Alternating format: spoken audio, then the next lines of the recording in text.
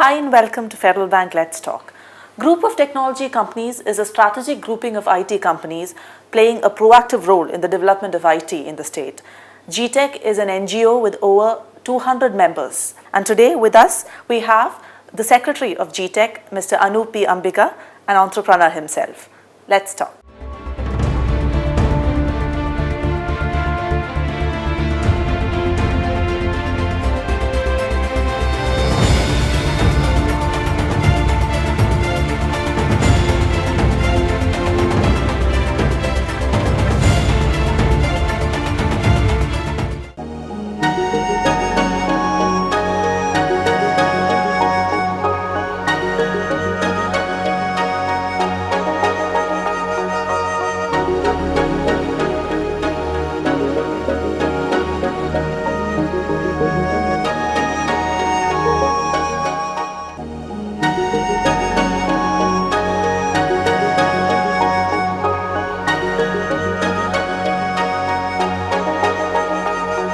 Welcome to Federal Bank Let's Talk.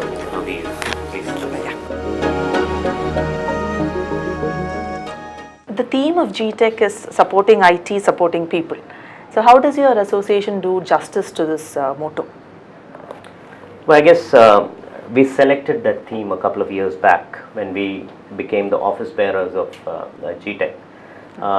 Just to put a thrust on the fact that many of the people who come into the IT and make it big in their life comes from middle class families, upper middle class, lower middle class families, not from the richest ones in the country. So what we wanted to really put a thrust on was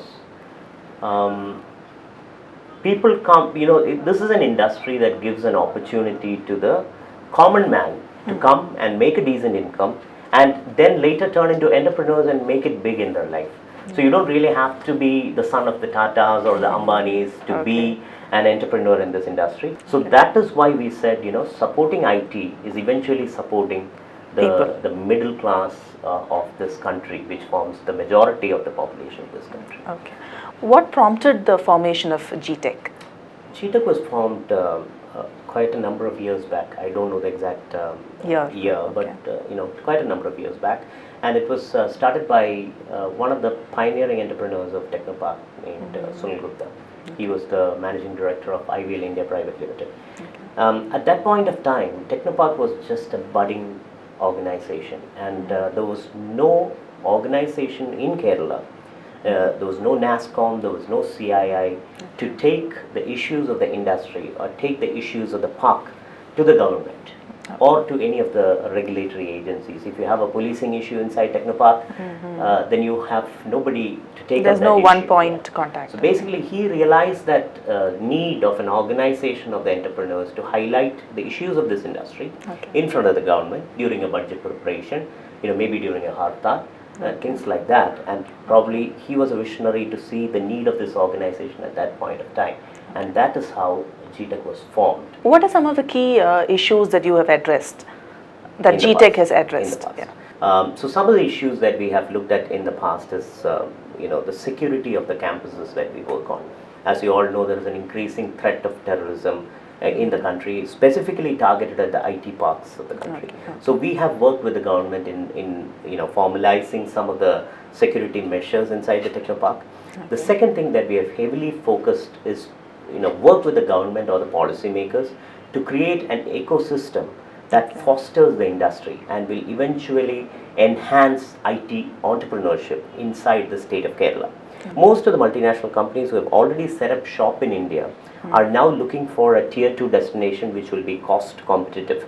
And the cities that are in the fray include Bhubaneswar, Chandigarh, Coimbatore, Trivandrum, Cochin, etc., etc. So GTECH's ultimate motive is to work with the government and create an ecosystem in the form of infrastructure, amenities, entertainment, etc., etc., to woo more employees back to the state and make it a bigger IT destination. And the third thing is an increased collaboration between the companies. So what usually happens in Technopark is that what we have found is people come to work to your company, work for your 8 or 12 or 14 hours, and then go back home without knowing each other or without sharing the best practices that some of these companies have devised, which would help the small and medium enterprises to grow. So we have created some of the platforms like Inspire along with NASSCOM, wherein industry leaders within the park and outside the park come and share the best practices that they have adopted in their institutions and help the small and medium enterprises, the budding entrepreneurs, to adopt those challenges into their organization and grow in that process. So an increased collaboration between them. Is your fine arts club also a part of that strategy? Well, you could say so, because you see the same faces over and over again, and the biggest problem that people say about IT industry is that it is monotonous. You come, you see the same people, you sit in front of the computer, you do the pretty much the same amount of work, but we wanted to put an end to that and make a platform that will provide a collaboration between employees, and that is how we created Natana, which is a fine arts club, which was started, now a registered society, an independent registered society run by the employees, but it was created with auspices of I would personally, if somebody asked me what is your biggest achievement in the last 2 years working for GTECH, I would say it is Natana. And in your position as secretary of GTECH, what are the major roles that you assume? Basically, the primary thing that we usually do, one, is to interact with the trade bodies of foreign countries and enable an ecosystem where, if you want to go set up an office in Singapore, we will facilitate that entire process. You have a business opportunity in Singapore, you want help from the local Singaporean trade body. It's like a bridge. Yes, it is like a partner whom you can trust to take your business into a different country and execute it without any problems. We do look at the visa issues to a certain extent. Within India, we actually work with the government on a consortium model to help the small and medium enterprises in the state to bid for the e-governance projects. Coming to you, I mean, you have worked in several countries across the globe. You've been employed with some of the best names in the industry. What inspired you to come down to small Trivandrum and set up your own organization? Well, my intention was to support my parents who were getting older, and my brother was actually completing his engineering education, and he wanted to move out and pursue other opportunities. So I thought that it is partly my responsibility to come back and support my parents. So, and when I looked at it, India, and this was in 2003, when we had our first kid. So in 2003, when I looked at it from US, I felt that the world is going to be one big nation eventually.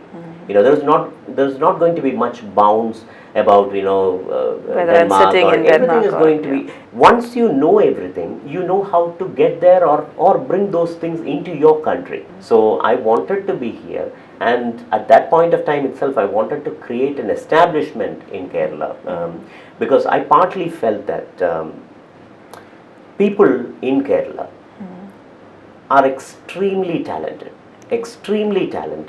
the moment you go outside, which is a social issue that we should deal with. How do we deal with it? It is only when people who have got a certain amount of comfort and exposure come back and set up something and prove that it is possible to the rest of the world, and more people will follow. Partly the reason why I set up something is because my friends, two of my friends who studied with me had already set up shop in Technopark. So I knew that it was possible. And that is how Kreara Solutions came into being. Well, the story of Kreara was a little more detailed, I have to say. We'll listen to you. When I came back, I took up a job in Trivandrum, and I wanted to start a company. So I was looking at the rest of the companies here in Technopark, and many of the people were providing .NET programming services or Java programming services, and so I'm not saying that they are doing anything wrong. I mean, I felt that science is missing in this entire IT fray, because my personal belief is that only when you combine engineering or science with software is when you deliver value products.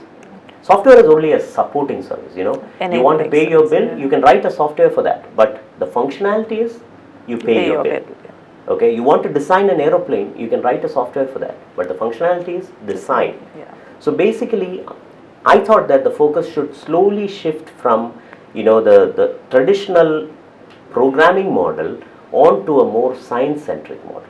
So that is when I started looking at data analytics as an area where we could work on, and maths and numbers are something that has triggered me and excited me from a very young age, and I thought that this is a good opportunity, which eventually led us into the pharmaceutical domain, where new drugs are tested using statistical methods.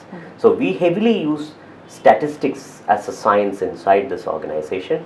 We do programming for doing statistical testing, and we heavily use our experience in the pharmaceutical industry, which has been gained over the past 8 years. And another thing that I wanted to add to this is that when I first talked to some of the universities like Kerala University or Cochin University about hiring statisticians and putting them on to application, many of them couldn't believe or that there was such an opportunity, that such an opportunity existed 8 years back.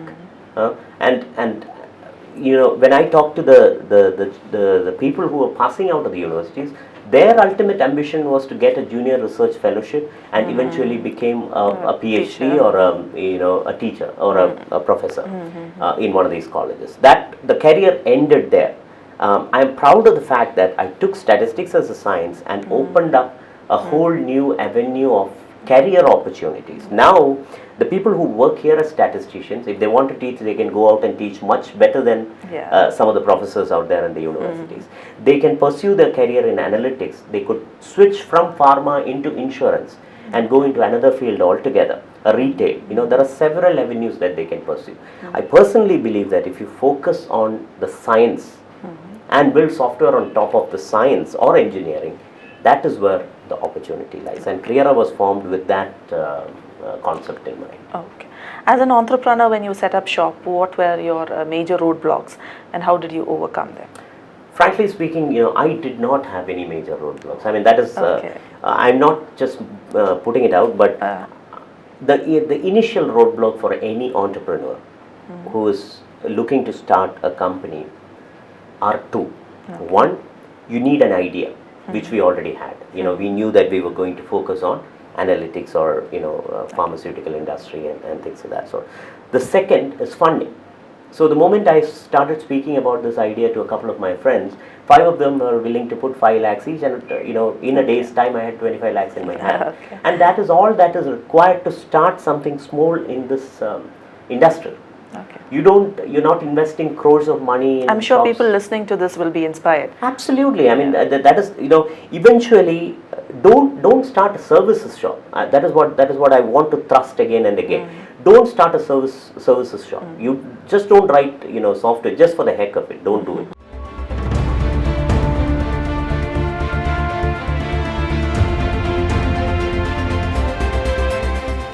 Coming to your, I was reading up about your hobbies and so on. And I think agriculture was one thing that caught my eye. So will you tell me something about that? Basically, when we came here, at one point of time, we had some land here and there in Trivandrum itself. And we felt that, a lot of land is being unused. And in the friend circle, we used to talk a lot about, how this land bank is not used and things like that. And one fine day, somebody asked me, so do you have any land?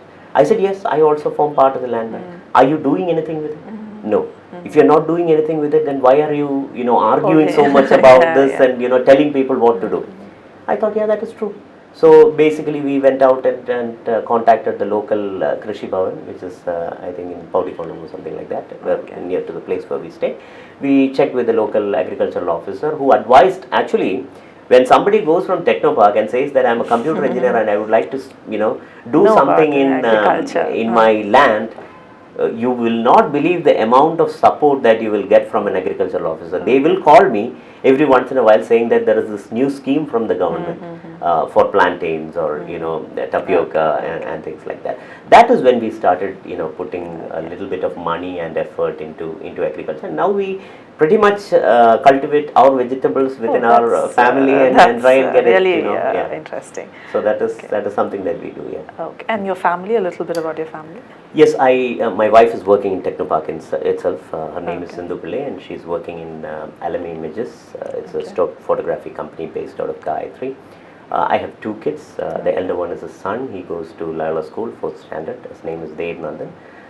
The second one is a daughter, Shivani. She goes to a play school called Wonder Years based out of Homewood, and we are settled near the engineering college in Jowli. Okay. The lives of IT professionals is something that we from the outside look at with a lot of curiosity and awe, especially in units like yours where both are working IT professionals and you have young kids. How do you people manage?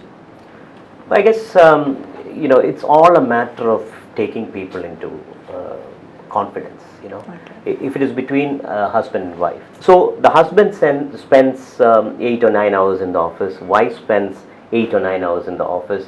There is a tendency that, you are actually getting close to your colleagues more than your family. That is the psychologist's perspective. But I guess if both husband and wife is working in Technopark, there are ample opportunities wherein you could find quality time within yourself. In our case, what we have done wisely is build a home here near to Technopark. So you cut down on your traveling time. One thing, we go home for lunch, so that is quality time that we spend together. I think that's a huge luxury. Absolutely. We go home for lunch, we can get out at 9 o'clock and reach office by 9:05, 9:50. So those are things that you should plan a little bit. Don't go and stay in the suburbs other end of the city, other end of the city and try to commute 1 hour, because again you're wasting time in the car in that process. So just plan your life a little bit wherein you can make use of whatever little time that you're getting in between together and make fun. I guess it's the same case with every profession. It is going to be the same for the doctors, it's going to be the same for the lawyers, unless I see teaching as a profession where you could start out at 9 o'clock in the morning and come back at 4 and teach your kids. But every other profession has got its own challenges, and it's only a matter of how you want to work with it. What kind of people can build careers in Technopark? Do you have to be a software engineer, or do you necessarily have to be a MBA? What are the options available here? Well, that is, what you just said is often the misconcept that is there, deep-rooted in people's minds. People think that it's a park of engineers, it's a park of managers or MBAs, which is not at all true. You would be, surprised to hear that there are veterinary doctors working here in a company, an insurance company, working out the premiums of pets in the US, in the UK or US, yes. There are dental doctors who work in companies who is helping out with the medical transcription. There are statisticians, biostatisticians working in my company, helping the development of new drugs. There are civil engineers working here, designing structural structures, huge structures like the Petromar structure and things of that sort. So you can't really put a basic qualification as a BTech in some discipline or an MBA in some discipline. No. What you really need is an analytical mind, a logical mind, plus an aptitude to put your education into application.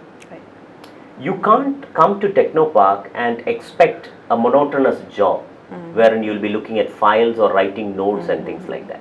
You really have to put your mind at work. You have to think about what you're doing and provide solutions in that process. So if I wanted to be an entrepreneur, what would be the opportunities available here in terms of funding and so on? Because you said your friends, you had good friends, but what I would like to tell the youngsters of Kerala is that you live in fortunate times. 8 years back, if I needed to raise 25 lakhs, I would have to take my reputation or put my reputation on the table and say that, believe me, I have this idea and I'll make it work. Now, government by itself and private seed funds have greatly come across to support the new innovations and ideas in any field for that matter. Two specific things that I want to talk about here. There is a Technopark Business Incubation Center that runs out of Technopark, who has got associations with the Department of Science and Technology, Government of India, and TEP, Technology Entrepreneurial Promotion Program. They are all combined together into one cell in Park Center, and you can go to the Technopark website and find the details of that.